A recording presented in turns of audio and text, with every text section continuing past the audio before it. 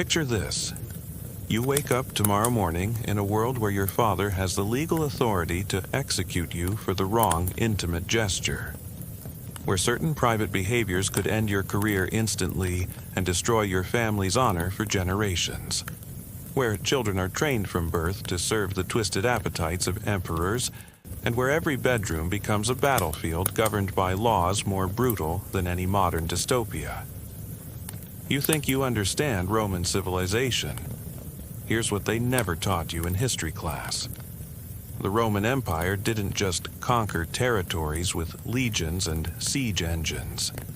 It built an entire civilization on the systematic control of human intimacy, where every private moment carried the potential for social death or literal execution. For over 5 centuries, Rome operated what might be the most sophisticated system of intimate terror in recorded history.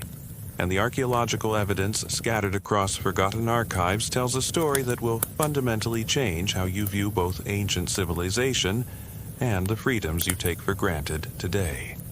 We're about to journey through layers of intimate horror that escalated throughout Roman history, from laws that criminalized certain positions to women executed for experiencing pleasure, from virgin priestesses buried alive for breaking sacred vows to emperors who turned children into living demonstration tools.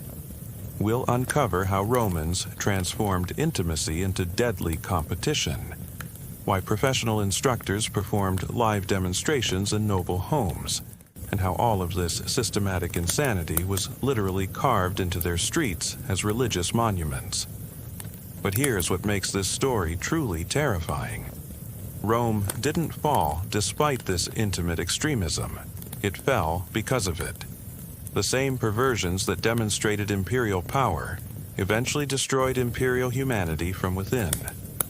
Let's start with the most basic rule that governed every Roman's life and death, a principle so fundamental it shaped everything from political careers to family dynamics. Imagine if your private behavior determined your public status.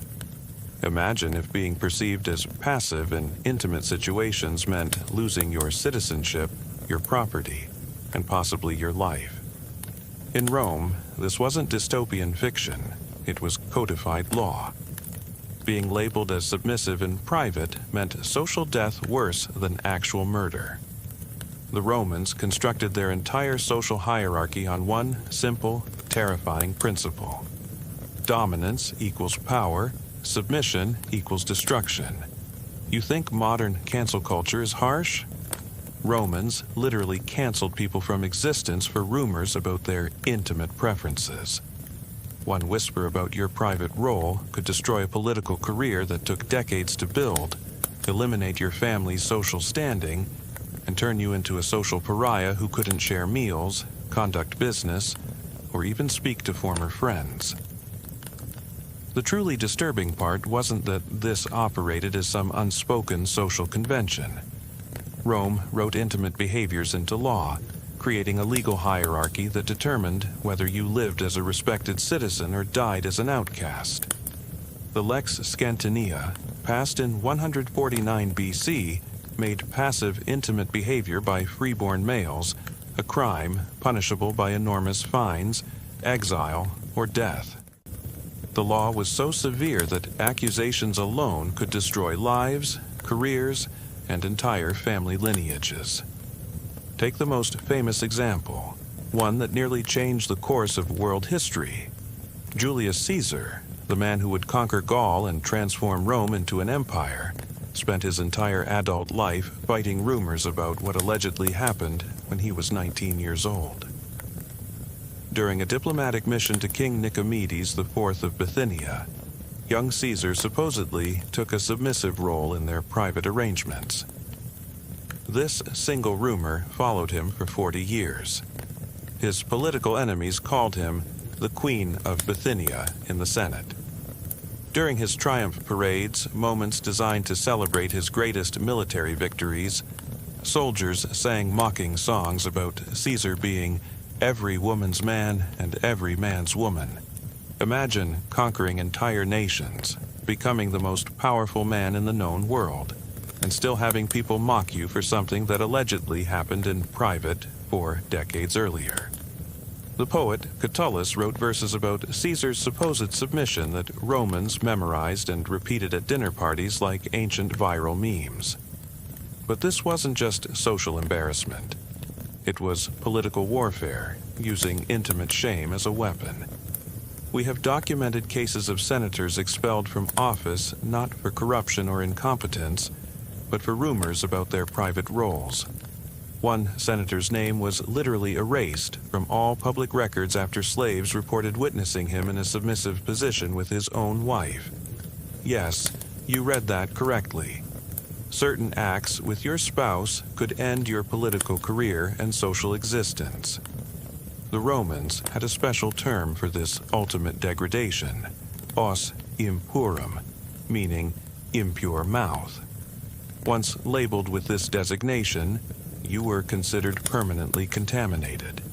People wouldn't share meals with you, wouldn't let you kiss their children, wouldn't even acknowledge your presence in public. The social death was complete and irreversible. But the system went even deeper than individual shame. Romans developed a mathematical precision to their intimacy hierarchy that reveals the systematic nature of their social control. At the top sat the emperor, who could dominate anyone while maintaining his dignity. Below him, senators could dominate anyone except the emperor and fellow senators. Citizens could dominate freedmen, slaves, and non-citizens. Freedmen could only dominate slaves. Slaves could dominate no one without explicit permission. Breaking this hierarchy wasn't just socially awkward, it was criminal. Here's a specific legal case that demonstrates how seriously Romans took this system. A wealthy citizen named Lucius was discovered in a submissive position with his own slave. Think about that for a moment. He literally owned this person, yet taking the wrong intimate role destroyed his life. First, he lost his citizenship rights. Then, his property was confiscated by the state. His children were legally disinherited. His wife was forced to divorce him to protect her own social status. Finally, he was exiled from Rome forever, forbidden to return on pain of death. The psychological impact was staggering and intentional. Roman men lived in constant fear of accusation, developing elaborate codes of behavior to avoid even the appearance of passivity. Standing the wrong way, gesturing too softly, even the tone of your voice could trigger suspicions. We have surviving letters from Roman fathers to their sons filled with paranoid instructions about maintaining masculine dominance in every aspect of life, from how to walk in public to how to conduct business negotiations. This wasn't accidental social evolution. It was deliberate psychological warfare designed to maintain imperial control. Romans saw the world through the lens of conquest. Just as Roman legions dominated enemy territories, Roman men had to dominate others to prove their worthiness as citizens. Being dominated meant being conquered, being feminized, being reduced to the status of a woman or slave. In a society built on military might, intimate submission was equivalent to battlefield defeat. This mentality infected every aspect of Roman life like a virus. Business deals were described in dominance terms. Political alliances were framed as questions of who was on top. Even religious rituals emphasized the importance of maintaining the active role. The connection between intimate dominance and political authority was so strong that emperors often proved their power through public displays of aggressive behavior that would make modern dictators blush. Modern psychological analysis reveals how this system maintained social order through intimate terror. By making certain positions literally criminal, Rome created a self-policing society where everyone watched everyone else for signs of weakness.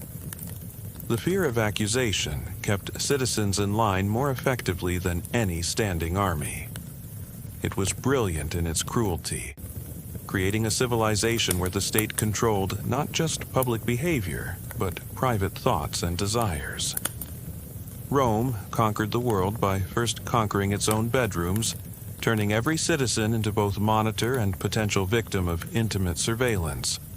This makes modern concerns about privacy and social media seem almost quaint by comparison. We worry about our reputations online. Romans worried about being buried alive for rumors about their private lives. But if you think the systematic oppression of male citizens was twisted, wait until you hear what happened to women who dared to experience human pleasure. Now, we enter perhaps the most psychologically disturbing aspect of Roman intimate control, the literal criminalization of female enjoyment. Imagine if experiencing pleasure during intimate moments was a crime punishable by death. Imagine being forced to lie completely motionless, showing no emotion, making no sound, while your body's natural responses could result in your execution. This wasn't dystopian fiction. This was daily reality for Roman women, who lived under a legal system that celebrated male desire while making female enjoyment a capital offense. Rome built its approach to female intimacy on a paradox that would shatter modern minds. They demanded that women be pure, yet somehow skilled, responsive, yet numb, available, yet passionless. Women didn't just perform pleasure for their husbands. They performed not enjoying themselves to stay alive. The consequences for showing pleasure were catastrophic and legally codified. A woman who moved too enthusiastically, made sounds of enjoyment, or showed any sign of physical response could face accusations of adultery, even with her own husband. The truly horrifying part was that her own father retained the legal right to execute her for it under the principle of patria potestas, absolute paternal authority. Augustus, Rome's first emperor, passed the Lex Julia de Adulteris Coercendus in 18 BC, transforming female intimacy into a legal minefield. This law didn't just punish adultery, it criminalized female agency entirely. Under its provisions, a father who discovered his daughter had engaged in premarital relations could legally execute both her and her partner on the spot. No trial, no appeal, no mercy, just immediate death for the crime of female desire. Augustus himself used this law to destroy his own daughter, Julia the Elder. Despite being the emperor's daughter, despite being married with 5 children, Julia was banished to a remote island for the crime of enjoying intimacy too publicly. Her specific offense was attending parties where she allegedly showed enthusiasm during private encounters. Augustus forbade anyone from visiting her, banned wine from her diet, and declared that she should be buried outside the family tomb when she died. The Emperor of Rome destroyed his own daughter for experiencing pleasure. But the legal framework was just the beginning. Roman medical experts created an entire mythology around female desire, specifically designed to terrorize women into emotional numbness. They claimed that female arousal caused hysteria, insanity, and demonic possession. Cyrenus of Ephesus, considered Rome's greatest gynecologist, wrote that women who experienced too much pleasure would suffer from wandering uterus, a condition where the womb would supposedly detach and float around the body, causing madness and death. The treatments for female arousal were essentially medical torture, disguised as health care. We have detailed records of these procedures.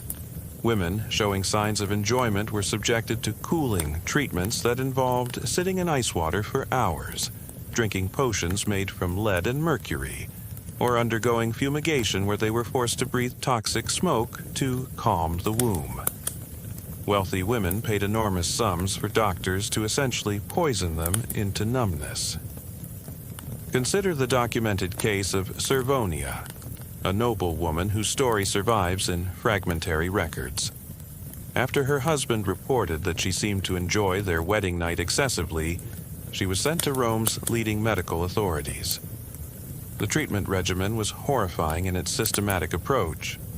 Daily ice baths at dawn, forced consumption of bitter herbs that caused violent illness, bloodletting to reduce passion, application of lead powder to cool the body. After 6 months of this medical torture, Servilia had learned to lie perfectly still during intimate encounters, showing no response whatsoever. The doctors declared her cured of the disease of pleasure. The double standard was breathtaking in its cruel precision. The same men who demanded intimate numbness from their wives openly celebrated their own conquests with slaves, prostitutes, and non-citizens. A Roman man could boast about his virility in the Senate, commission statues celebrating his prowess, and write poetry about his intimate adventures. But if his wife smiled during intimacy, she faced potential execution. Roman women developed elaborate survival strategies that read like instructions for psychological dissociation.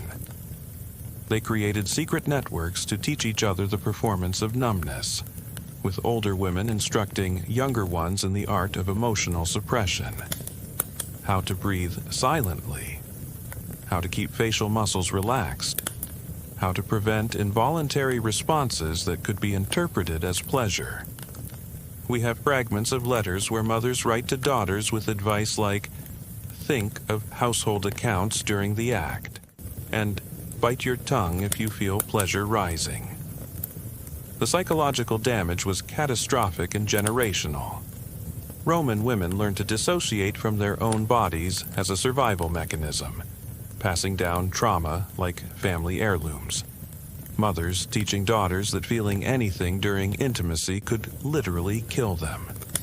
The entire female population of Rome was essentially trained to develop intimate dysfunction as a life-preserving skill.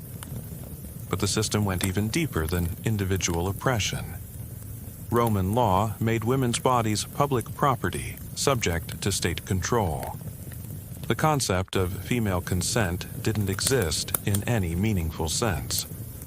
Women were transferred from father to husband like property deeds, and a woman's intimacy belonged to her male guardian. Any expression of personal desire was literally theft from her owner.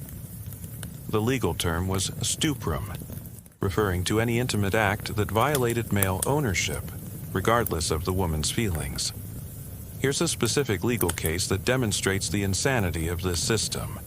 A woman named Claudia was accused of adultery because she was seen laughing with a male friend in the marketplace. The evidence against her wasn't physical contact or secret meetings. Witnesses testified that she appeared flushed and smiled excessively in his presence. Her husband divorced her. Her father disowned her. She lost custody of her children. She was never accused of actually having intimate relations with anyone, just of appearing to enjoy a conversation with a man. The religious justification made everything worse by adding divine terror to legal oppression. Roman priests taught that female pleasure angered the gods and caused natural disasters. They blamed crop failures on women's enjoyment, attributed military defeats to wives enjoying their husbands too much. The Vestal Virgins, Rome's most sacred priestesses, were held up as the ideal. Women so pure they felt nothing, wanted nothing, experienced nothing. Why did Rome criminalize female pleasure so systematically? The answer exposes the empire's deepest psychological insecurities. Roman men were terrified of female desire because they couldn't control it through force alone. You could conquer territories, enslave populations, and dominate other men through violence. But female desire required women's participation, and participation implied choice. In a society built on absolute domination, female agency was an existential threat to the entire power structure. The empire-wide system of intimate control reached into every bedroom, every marriage, every private moment. Husbands spied on wives for signs of unauthorized pleasure. Slaves reported on mistresses. children were taught to watch their mothers for signs of improper enjoyment. Rome transformed every family into a surveillance state where women's bodies were the primary battlefield. This makes Victorian prudishness look sexually liberated by comparison. At least, Victorian women weren't executed for biological responses. The lasting impact on Western attitudes toward female sexuality echoes through centuries, visible every time someone suggests that women shouldn't enjoy intimacy too much. They're channeling ancient Roman terror disguised as moral concern. But if the criminalization of female pleasure reveals Rome's fear of women's inner lives, the fate of the Vestal Virgins shows how that fear became a death cult. Here, we encounter perhaps the most horrifying religious practice in Roman history: the systematic burial of living women for the crime of experiencing human desire. Imagine if losing your virginity meant being buried alive while the city celebrates your execution as a religious festival. Imagine being selected at age 6 to serve a goddess who demands 30 years of perfect chastity, knowing that one moment of human weakness equals death by suffocation in an underground tomb.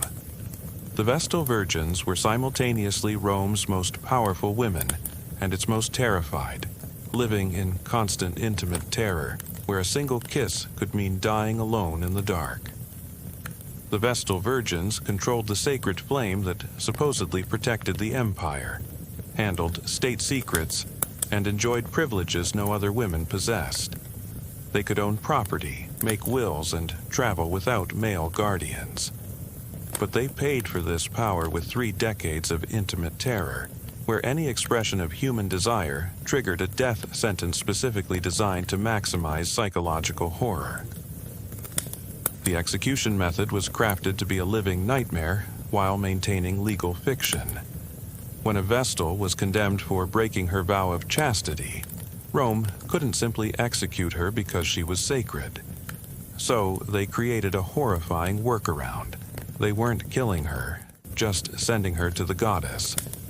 She would be buried alive in an underground chamber called the Campus Sceleratus, the evil field, with just enough supplies to create the legal fiction that she wasn't being murdered.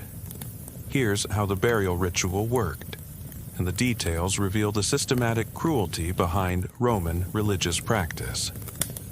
First, the condemned Vestal was stripped of her sacred garments and dressed like a bride, because death was framed as her marriage to the underworld.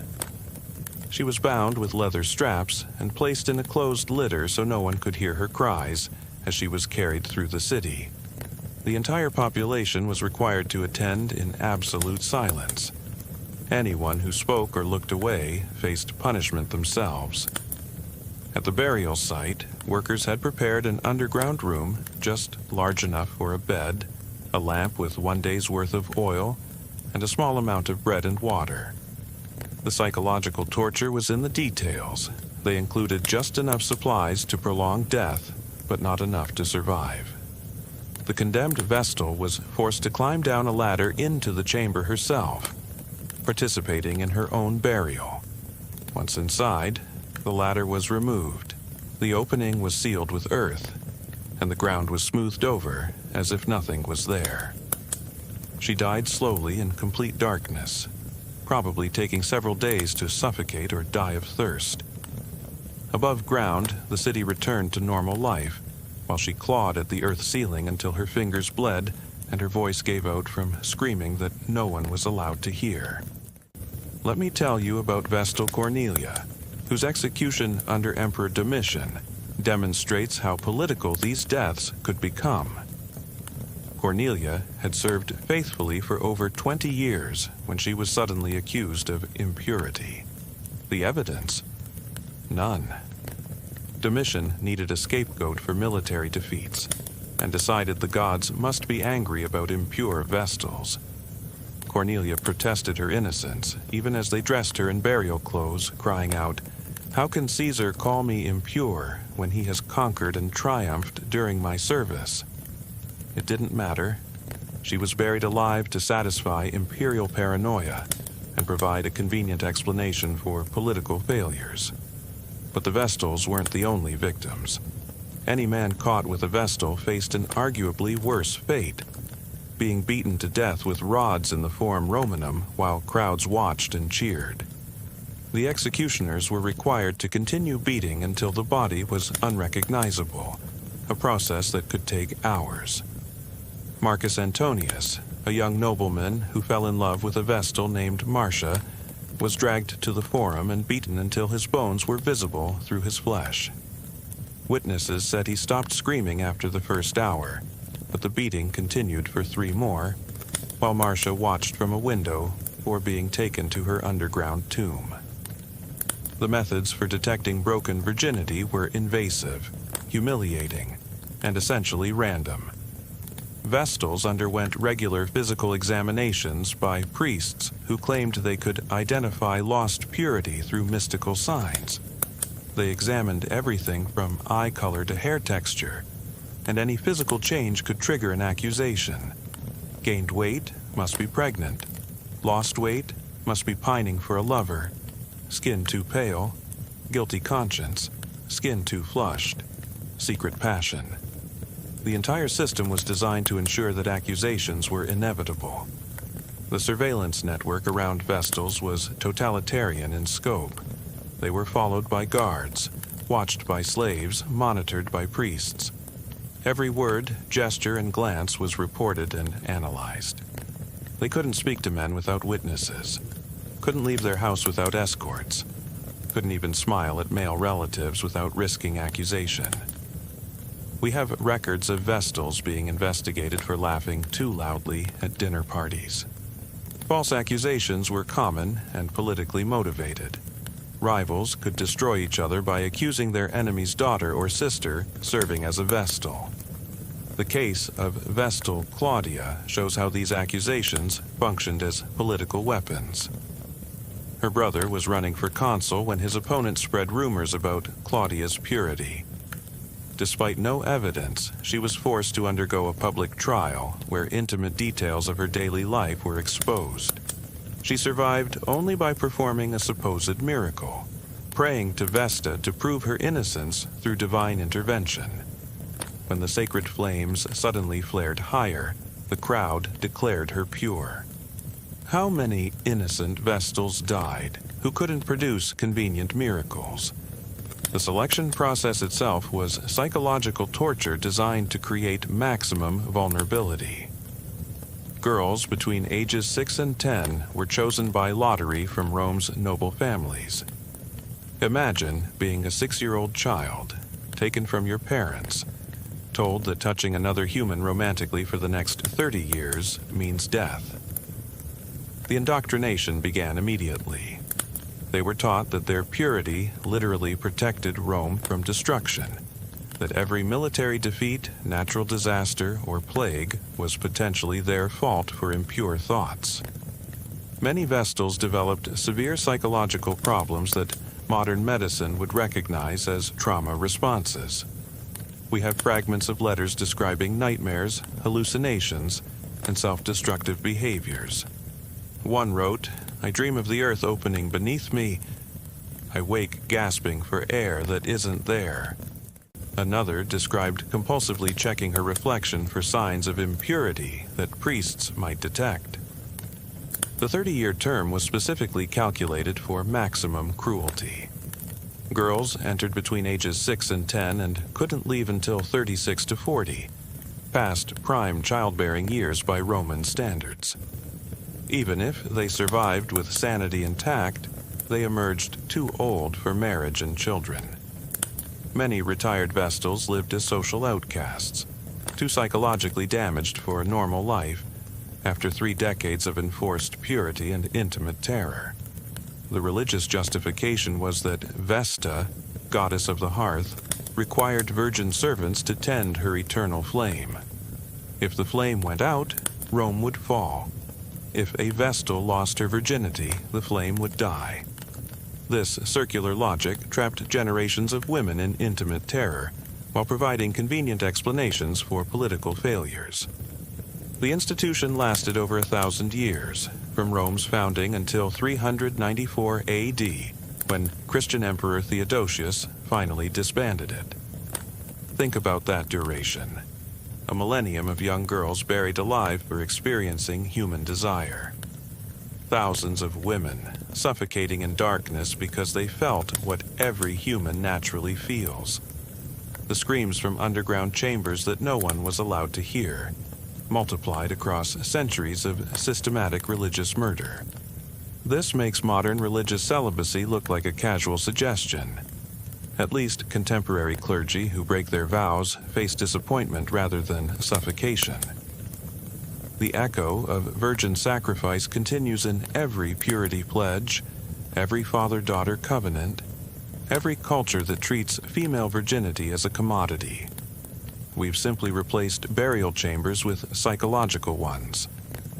But if sacred virgins faced death for human touch, imagine the horrors that unfolded in imperial bedrooms where human children became living playthings.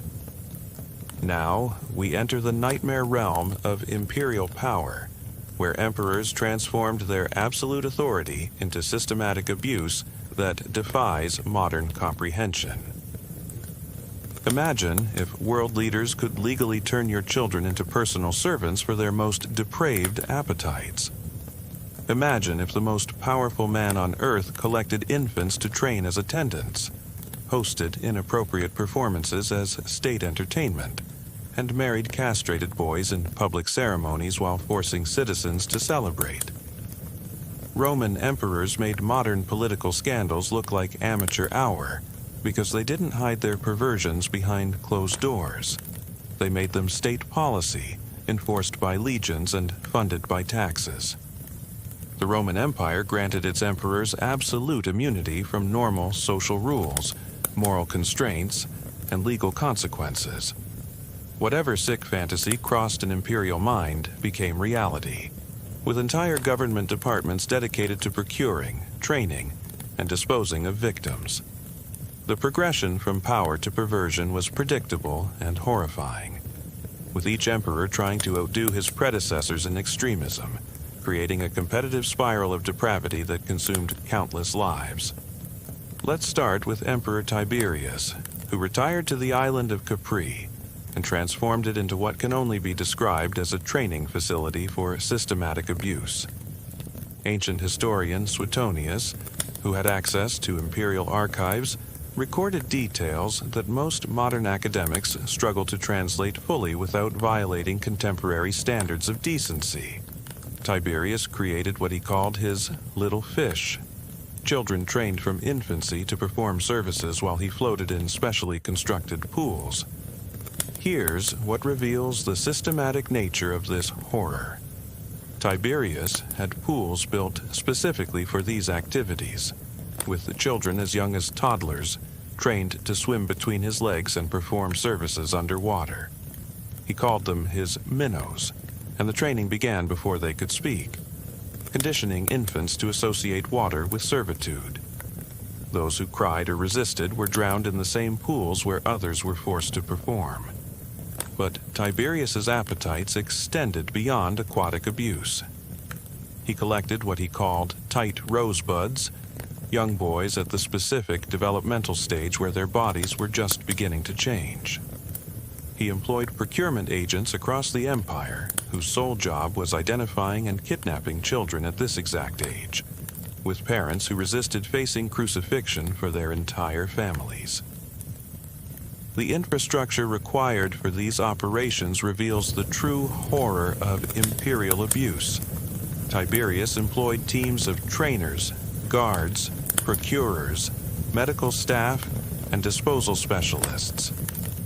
There were dormitories full of children in various stages of training, with detailed records tracking their progress like livestock inventories.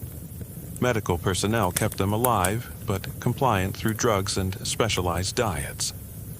Accountants meticulously tracked expenses for what their official records euphemistically called theatrical supplies. Then came Caligula, who made his uncle Tiberius look restrained by comparison. Caligula didn't just commit inappropriate acts with family members, he turned incest into performance art. He engaged inappropriately with all three of his sisters publicly at state banquets, while forcing senators to watch and applaud. When his favorite sister Drusilla died, he declared her a goddess and made worship of her mandatory throughout the empire. The truly insane part was the religious doctrine Caligula created around imperial behavior. He claimed that as a living god, normal human taboos didn't apply to him, comparing himself to Jupiter, who married his sister Juno in mythology. Anyone who questioned the divinity of his inappropriate relationships faced execution for atheism. Imagine being forced to worship the abuse you witnessed or die for impiety. Caligula's intimate terrorism extended far beyond his family circle. He would invite noble couples to dinner, examine their wives like livestock, then take whoever appealed to him to his bedroom while the husband waited at the table. He'd return hours later and critique the woman's performance in explicit detail to her husband and other guests, turning rape into dinner entertainment. When one senator's wife refused him, Caligula had her stripped at a public banquet and auctioned her body to the highest bidder while her husband was forced to watch and bid to protect what remained of her dignity.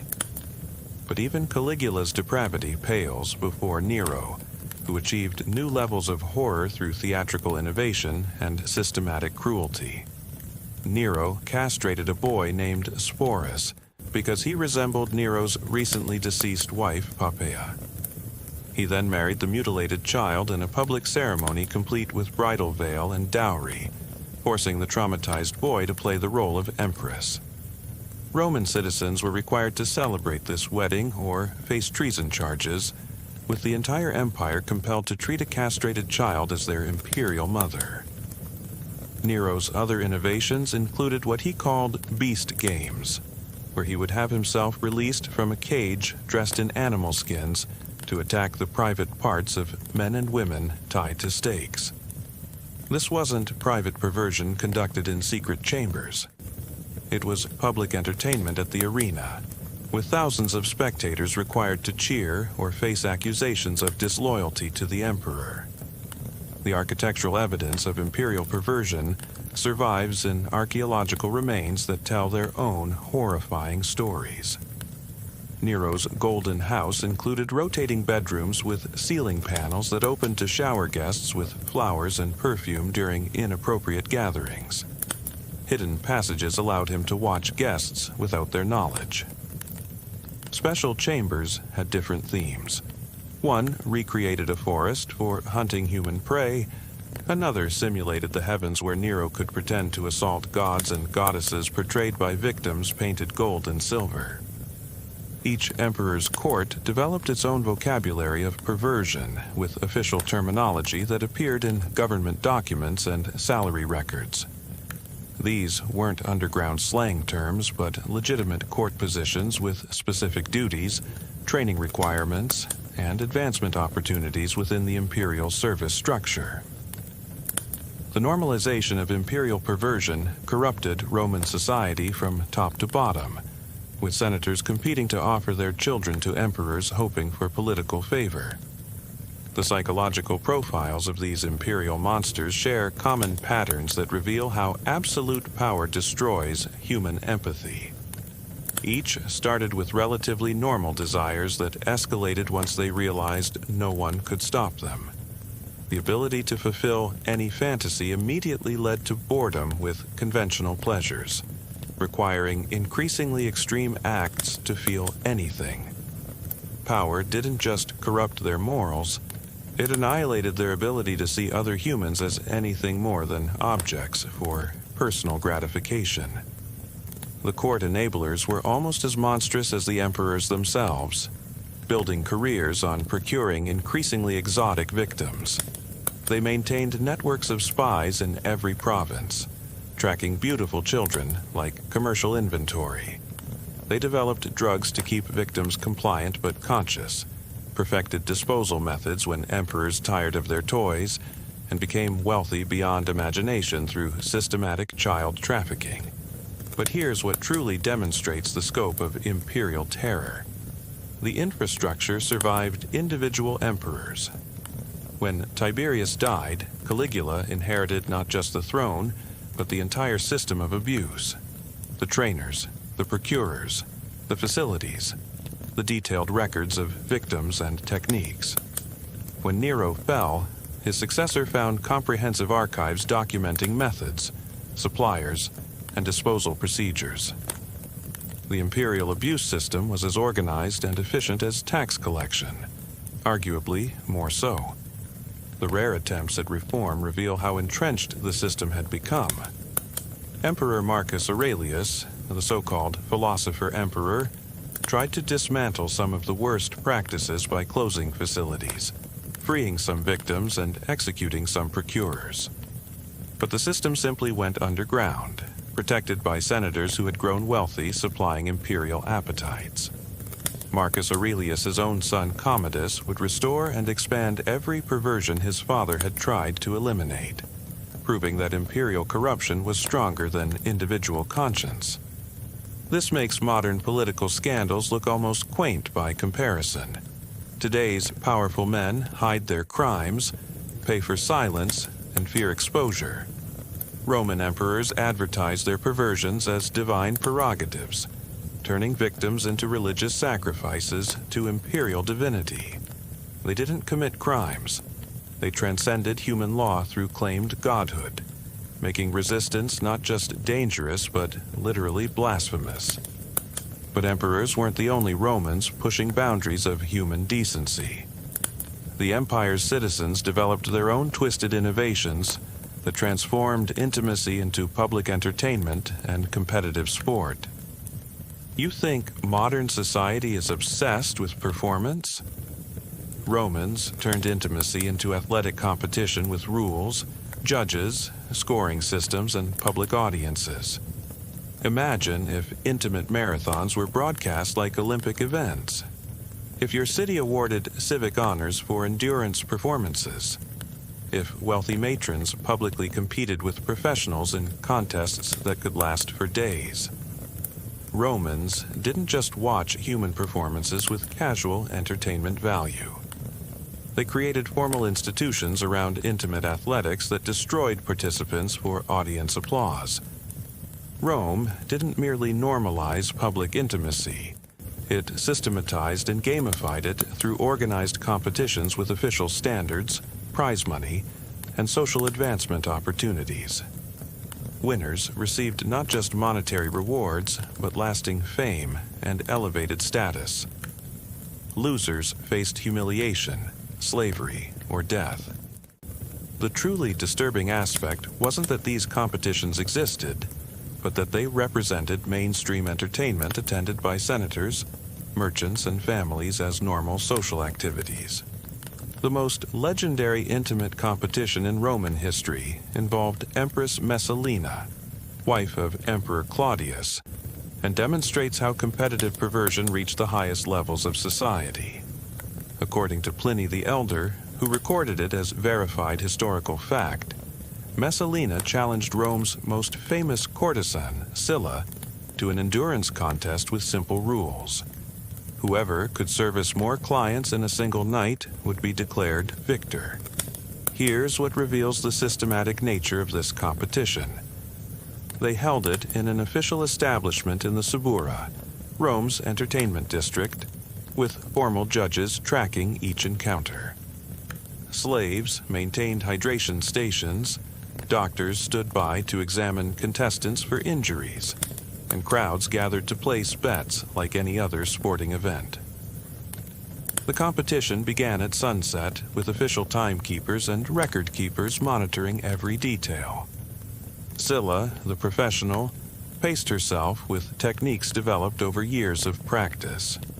She had efficient positions that minimized exhaustion, recovery methods between clients, and mental dissociation strategies that allowed her to continue functioning. By dawn, she had serviced 23 clients and declared herself finished, exhausted but satisfied with what she assumed was an unbeatable record. But Messalina was just getting started. The Empress, driven by imperial competitiveness and possibly stimulant drugs, continued accepting clients even after Sylla conceded defeat. She reached 25 clients and kept going, with historical accounts claiming she only stopped when Claudius's freedmen forcibly removed her from the establishment. Even then, she was reportedly still unsatisfied and demanding more competitors, having won the contest but wanting to establish a record no one could break. The clinical approach to this competition reveals Roman attitudes toward intimacy as pure athletics. They tracked statistics like modern sports analysts: duration of each encounter, techniques employed, recovery time between partners, physical condition of participants. Messalina's victory was recorded in official histories with the same matter-of-fact tone used for military campaigns or architectural achievements. But Messalina's competition was just the most famous example of an entire culture built around intimate athletics. Rome had systematic competitive structures that treated human intimacy like any other sport.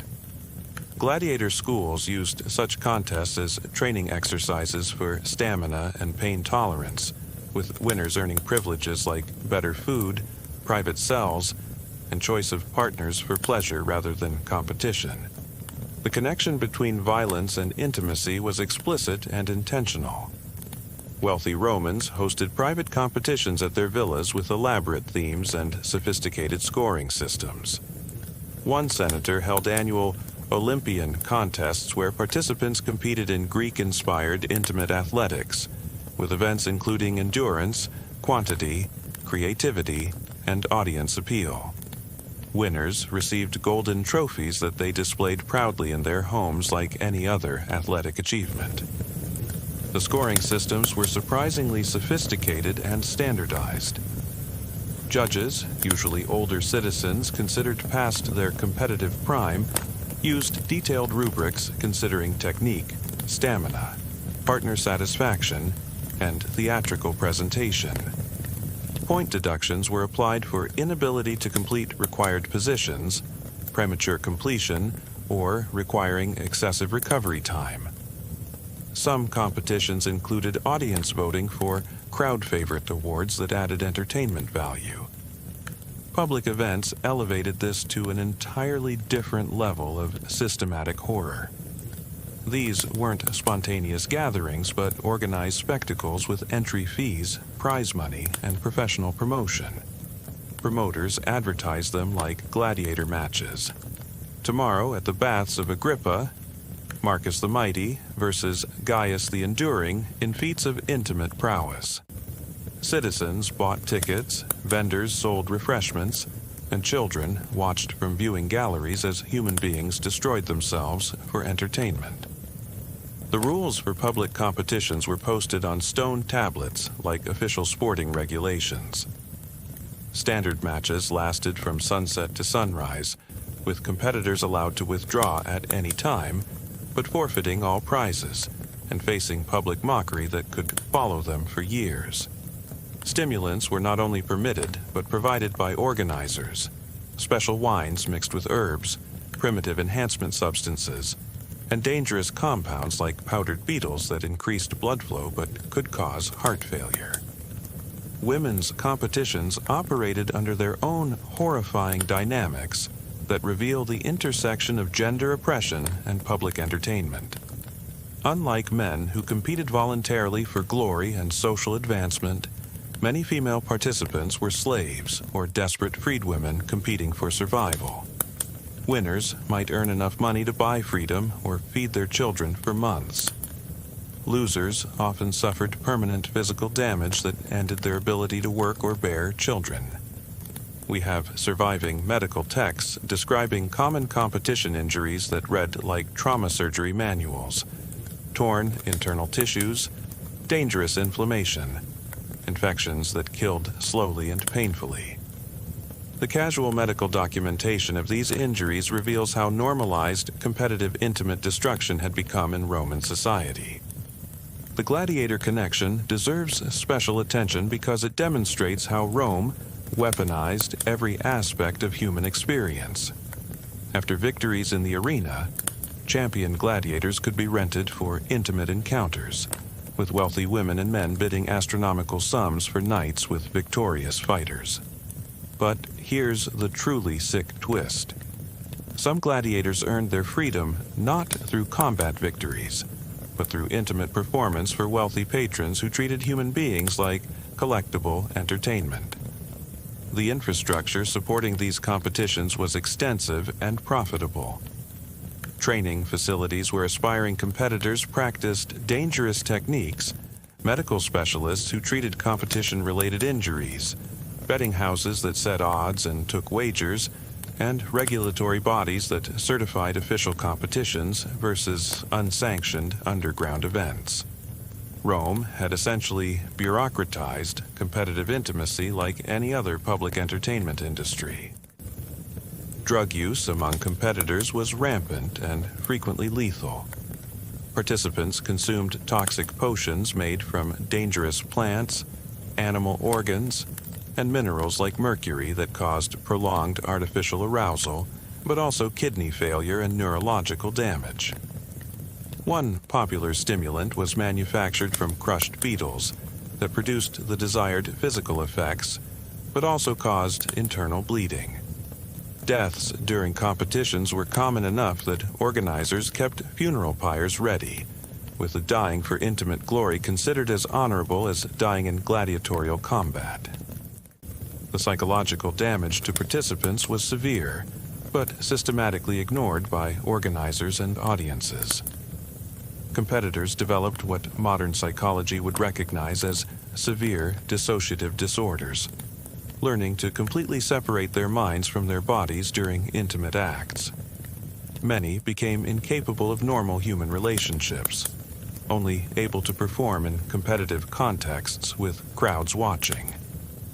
Retired champions often engaged in self-destructive behavior, unable to adjust to life without constant public validation through intimate performance.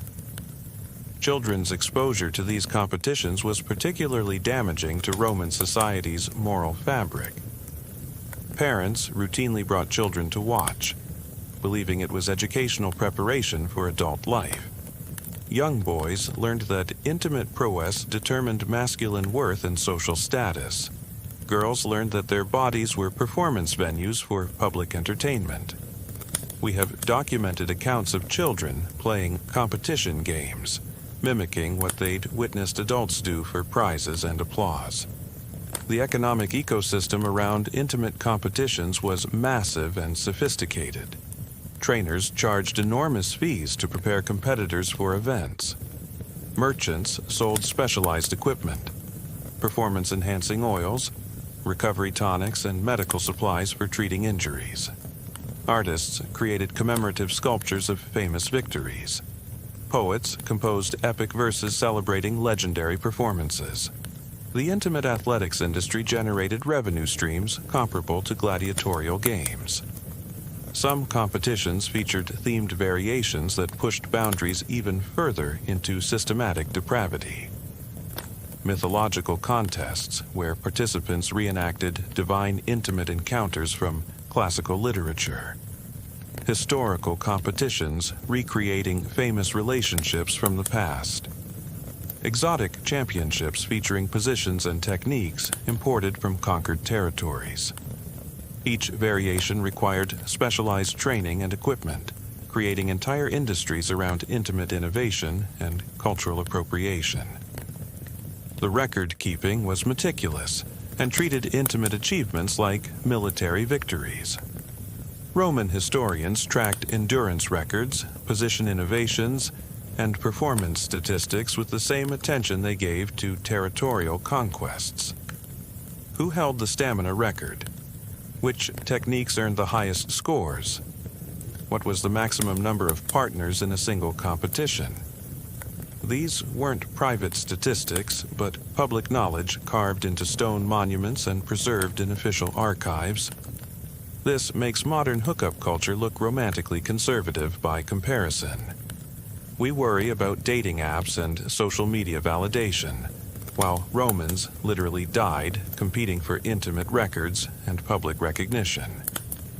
The echoes persist in contemporary culture's emphasis on performance over emotional connection, in the gamification of romantic conquest, and in the reduction of human intimacy to athletic achievement measured and compared. But if intimate competitions revealed Rome's capacity for turning human connection into deadly sport, the existence of professional human demonstration tools shows how far the empire was willing to go in destroying individual dignity for educational purposes.